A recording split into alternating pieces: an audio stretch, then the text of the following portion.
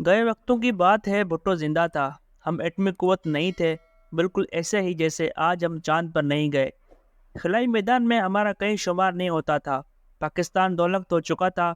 बच्चे कुचे पाकिस्तान पर भुट्टो की हुकूमत थी। हम हर लिहाज से कमज़ोर थे। भारत को इस वक्त भी हम पर मुआशी फौजी लिहाज से बरतरी हासिल थी।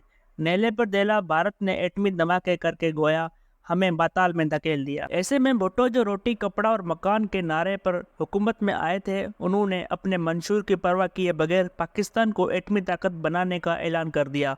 उन्होंने ये तक ना सोचा कि अगर आवाम को रोटी कपड़ा और मकान ना दे सके तो अगला इलेक्शन हार जाएंगे। हम घास खा लेंगे मगर एटम बम बनाएंगे का नारा लगा दिया और फिर दीवाने के ख्वाब की हकीकत कर दिखाया। आज तकरीबन नसब सदी बाद एक बार फिर हम मुआशी सियासी हर लिहाज से कमज़ोर हैं और हमारा पड़ोसी भारत चांद पर पहुंचने वाला चौथा मुल्क बन चुका है। मगर अफसोस सद अफसोस, अब की बार भुट्टो ज़िंदा नहीं जो ये कह सके कि हम घास खा लेंगे मगर चांद पर जाएंगे। अगर आज भुट्टो ज़िंदा होते तो मुस्लिम उम्मा हमारे साथ होती। वतन अजीज़ में इस्लामी कॉन्फ्रेंस मुनक़िद करवाते, पाकिस्तान को सफ़ाती तनाई से निकालते, मुआशी मैदान में तरक्की के लिए पाकिस्तानियों के लिए दुनिया के बार्डर खुलवाते जाते, सियासतदानों को एक प्लेटफार्म पर जमा किया जाता। अफसोस सद अफसोस, आज भुट्टो ज़िंदा होने का मर्ज़ नारा तो है मगर आज के हुक्मरान पाकिस्तान को खिलाई ताकत बनाने के बजाय ख़ुद को ताकतवर बनाने में मसरूफ़ हैं। आज के हुक्मरान इस्लामी जबर या पाकिस्तान की हालत ज़ार तो क्या दुरुस्त करते, अपने अपने इलाकों के टूटे फूटी सड़कें तक ठीक कराने के रवादार नहीं। आज के हुक्मरान दुश्मन ममालिक की गिदर बबकियों का जवाब क्या देते, वो तो अपने इलाकों में कुत्ते के काटने की वैक्सीन भी मुहैया नहीं कर पा रहे। आज के हुक्मरान बरसों से और बारी बारी इक़्तिदार में होने के बावजूद अवाम के दिन बदलने के बजाय सिर्फ अपने वज़ीरों के दिन बदल रहे हैं।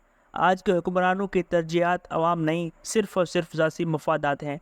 इसलिए ना तो अवाम को पीने का साफ़ पानी मैसर है और ना इलाज मुआलजी की सहूलियात। इस पर मुस्तसाद और शराब महंगाई ने अवाम पर ज़िंदगी तंग कर दी है। आज के वो हुक्मरान जिन्हें भुट्टो की तरह पाकिस्तान को एटमी ताकत बनाना था, वो अपनी ही सियासत बचाने में लगे हुए हैं। जब इन सियासतदानों का मतमा नज़र सिर्फ ज़ाती मफादात ही हों तो फिर वो पाकिस्तान को कैसे खिलाई ताकत बनाएंगे? किस तरह दुश्मन ममालिक की आंखों में आंखें डालकर बात कर सकेंगे? किस तरह पड़ोसी मुल्क की तरह चांद पर जा सकेंगे? आज अगर भुट्टो ज़िंदा होते तो वो न सिर्फ इन चैलेंजेस से नबर्द आजमा होते, बल्कि बारिश के पानी में डूबते सुबह की हालत ज़ार भी दुरुस्त करते। वो मुल्क में अजब करप्शन की गजब कहानियों का रोकथाम भी करते। वो तमाम सूबों में अमन व अमान के मसले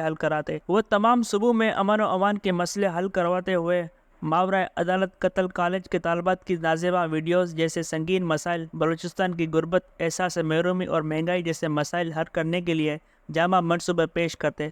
ज़रूरत इस अमर की है कि हम मनहसल कौम यकजान हो जाएं, पाकिस्तान की खातिर सियासत को एक तरफ रख दें और अगर ऐसा नहीं कर सकते तो फिर कम से कम मिसाक मैशत और मिसाक कानून निकल लें और इस मिसाक को तोड़ने वाले के खिलाफ एक्शन पर मुतहद हो जाएं। कानून सबके लिए बराबर हो और इस पर 100% अमल हो। मीडिया और सोशल मीडिया पर आज़ादी के नाम पर जो मगलजात बके जाते हैं, उनका यकसर खात्मा हो। इसमें हमारी बका है। बस सूरत दिगर बकौल नरेंद्र मोदी, इंडिया चांद के बाद सूरज पर पहुंच जाएगा और हम बस क्रिकेट मैच में भारत को हराने का ख्वाब देखकर ही खुश होते रहेंगे। सोशल मीडिया पर भारत को धूल चटाने का नाकाम कोशिश करते रहेंगे। हमारी ज़्यादा से ज़्यादा कामयाबी IMF से कामयाब मुज़ाकरात, दोस्त मुल्कों से इमदाद का मिल जाना या फिर डोली लिफ्ट में फंसे लोगों की बाहिफाजत वापसी होगा।